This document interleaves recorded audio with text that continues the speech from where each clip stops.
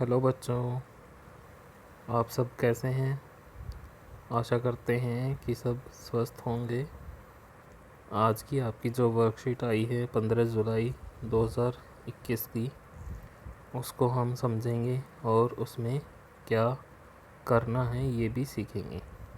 तो ये जो वर्कशीट है ये हमारी पार्ट जो हमारा चौथी क्लास में है, मन के भोले भाले बादल, इसके बारे में दिया गया है। ये रिमझिम की किताब का पार्ट है। तो चलिए शुरू करते हैं। बच्चों, आपको कक्षा 3 की कहानी टिप टिपवा याद है, जिसमें बूढ़ी अम्मा व उनका पोता बारिश से परेशान थे। जैसा कि हम जानते हैं कि बादल बारिश लेकर आते हैं, तो आइए आज हम अपनी किताब से कविता मन के भोले भाले बादल को बोलकर पढ़ते हैं और देखते हैं कि इस कविता में बादल क्या क्या शैतानियाँ कर रहे हैं। तो चलिए प्रश्न नंबर 1 देखते हैं, ये वाला। बच्चों, आपने मन के भोले भाले बादल कविता पढ़ ली होगी और कविता पढ़कर आनंद आया होगा। आइए नीचे दिए गए शब्दों की सहायता से कविता के कुछ पंक्तियाँ पूरी करते हैं। तो हमें सबसे पहले ये प्रश्न करने से पहले हमें एक अपनी जो मन के भोले भाले बादल कविता है उसको पढ़ना होगा। ये हमारी रिमझिम की किताब में दी गई है। तो आगे हम देखें तो ये जो खाली जगह दे रखी है यहाँ पे इनमें जो जो शब्द आएंगे वो इस बादल में दे रखे हैं। तो अपनी कविता को पढ़कर इनमें जो जो शब्द आएंगे हमें वो इन खाली जगह में भरने हैं। ठीक है, चलिए अगला प्रश्न देखते हैं। प्रश्न नंबर 2। बच्चों, कविता में आपने बादलों के बारे में जाना। चलिए हमें रंग भरकर बताइए कि बारिश आने से पहले बादलों का रंग कैसा होता है। देखिए, बारिश आने से पहले बादलों का रंग इस वाले बादल में भरेंगे और बारिश आने के बाद का रंग इस वाले बादल में भरेंगे।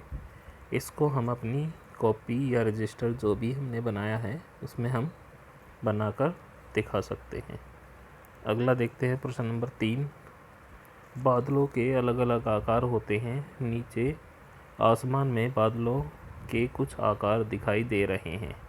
देखिए, नीचे ये आसमान दे रखा है, इसमें बादलों के कुछ आकार दिखाई दे रहे हैं और ज़्यादातर हमारे ये जानवरों के आकार दिखाई दे रहे हैं। लिख कर बताइए कि आपको कौन कौन सा रूप दिखाई दे रहा है।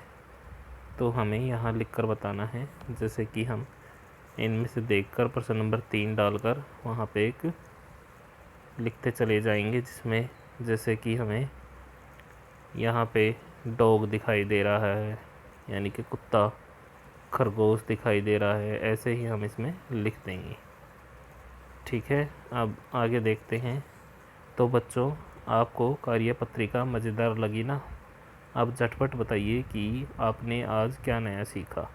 तो ये बात भी हमें ज़रूर लिखनी है, अपने जो आंसर इसके लिखेंगे कि हमने आज क्या नया सीखा।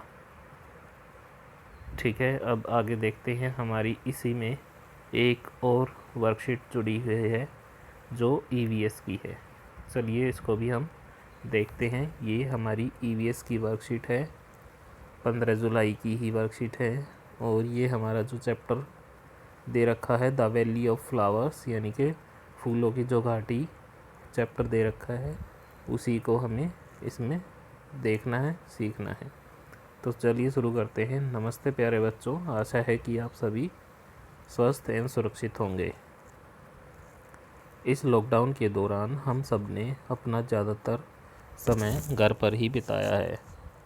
लॉकडाउन के दौरान आप सभी ने बाहर की बहुत सारी जगह को याद किया होगा, जैसे पार्क, खेल का मैदान, बगीचा इत्यादि। कोई बात नहीं बच्चों, चलिए आज आपको घर बैठे ही फूलों के बगीचे की सैर कराते हैं। अब आप सभी कल्पना कीजिए एक ऐसे बगीचे की जहां बहुत सारे फूल खिले हैं और फूलों पर तितलियां बैठी हैं।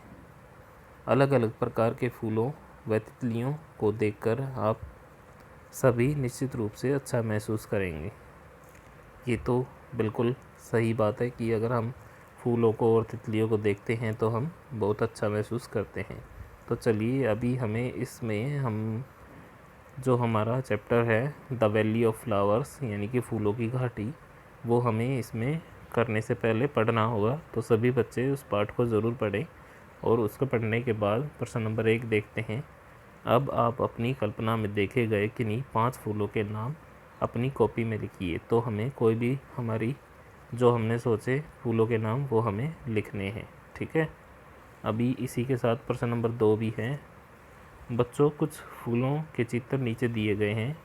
इन फूलों को पहचान कर इनका पूरा नाम अपनी कॉपी में लिखिए। तो देखो ये जैसा कि दिखाई दे रहा है ये गेंदा का फूल है। तो हमें ये हमारी मदद के लिए इन्होंने दे भी रखा है कि ये दा लगा है, यानी कि ये हमारा गेंदा का फूल है। तो ये हमारा गेंदा का फूल होगा। ऐसे ही हमें सभी फूलों को नाम देना है। ये और ये सभी फूलों को हमें नाम देना है। तो ध्यान रखें, फूल एक काम अनेक। अब ये हम देखते हैं इसमें क्या है। प्रश्न नंबर 3, बच्चों, कई फूल ऐसे होते हैं जिनका प्रयोग एक से अधिक कार्यों के लिए किया जाता है। नीचे दी गई पहेलियों से फूलों के नाम का अनुमान लगाकर अपनी कॉपी में लिखिए। पहला फूल बताना हमें कौन सा है। सूरज को मैं देखकर खिलता, मेरे बीजों से तेल है बनता। यानी कि ऐसा फूल का नाम लिखना है जो फूल सूरज को देखकर खिलता है और उसके बीजों से तेल भी निकलता है। एक प्रश्न नंबर 2 है इसका ही। सब्जी भी है मुझसे बनती और दवाइयों में भी मेरी ज़रूरत है पड़ती। तो ये फूल हमें देखो यहाँ पर कुछ फूलों के नाम दिए गए हैं, इन्हीं में से ये फूल हैं। तो हम इसको कर सकते हैं। ऐसा फूल कौन सा है जिसकी दवाइयाँ भी बनती है और सब्जी भी बनती है। ये इसी का पार्ट 3 है। इत्र बनाने के मैं काम आऊँ, मिठाइयों में भी खुशबू लाऊं। तो ध्यान से देखें ऐसा कौन सा फूल है जो मिठाइयों में भी आता है और जो इत्र बनाने के यानी कि परफ्यूम बनाने के भी काम आता है। गुलाब जल है मुझसे बनता, सजावट के काम में मैं हूँ लगता। यानी कि सजावट भी इससे करी जाती है और गुलाब जल भी इससे बनता है। तो जैसा कि नाम से ही हमें पता चल रहा है ये गुलाब है, ठीक है। तो ऐसे हमें ये वर्कशीट पूरी करनी है बिल्कुल साफ़ सुथरे तरीके से। तो ध्यान रखें और अपना ख्याल रखें, ज़्यादा बाहर सभी बच्चे ना घूमें और अपनी वर्कशीट को पूरा करें। धन्यवाद।